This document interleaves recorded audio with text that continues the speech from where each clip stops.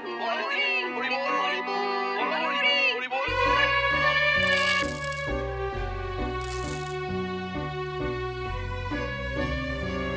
এই দৃশ্য কিনা শেষে আমাকে দেখতে হলো, কিন্তু তবু আমার খুব জানতে ইচ্ছে করছে বাচ্চারা থলি ভর্তি মোহর অলংকার সব ছড়াতে ছড়াতে যাচ্ছে কেন, আর গোপালের হাত দুটোই বা ঘাট থেকে বেরিয়ে দুদিকে ঝুলছে কেন?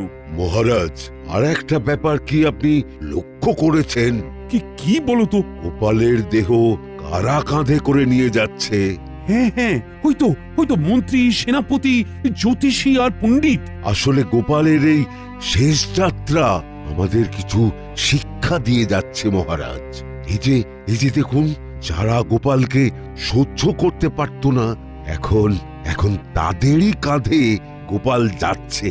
তার মানে শেষ পর্যন্ত কেউই কারোর শত্রু থাকে না, সবাই মান অভিমান ভুলে কাঁধে কাঁধ মিলিয়ে পার করে দেয়। তাই তো, এই দৃশ্য তো সেই কথাই বলছে। আর ওই যে মোহর আর অলংকার ছড়িয়ে যাচ্ছে, সেটাও বুঝিয়ে দেয় যে এই অর্থ, সমৃদ্ধি সবই ফেলে একসময় চলে যেতে হবে।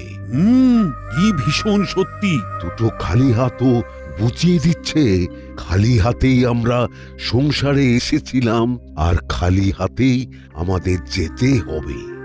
এই চরম সত্যিটা আমি আগে বুঝিনি। গোপাল, গোপাল, তুমি মরে গিয়ে আমাকে চরম শিক্ষা দিয়ে গেলে। ভগবান, কিন্তু এখন শিক্ষা পেলেও গোপাল তো আর ফিরবে না। কে বলেছে গোপাল ফিরবে না? মহারাজ চাইলে গোপাল ফিরেও আসতে পারে, আর রাজসভাতেও যেতে পারে। তার মানে গোপাল, তুমি মারা যাওনি?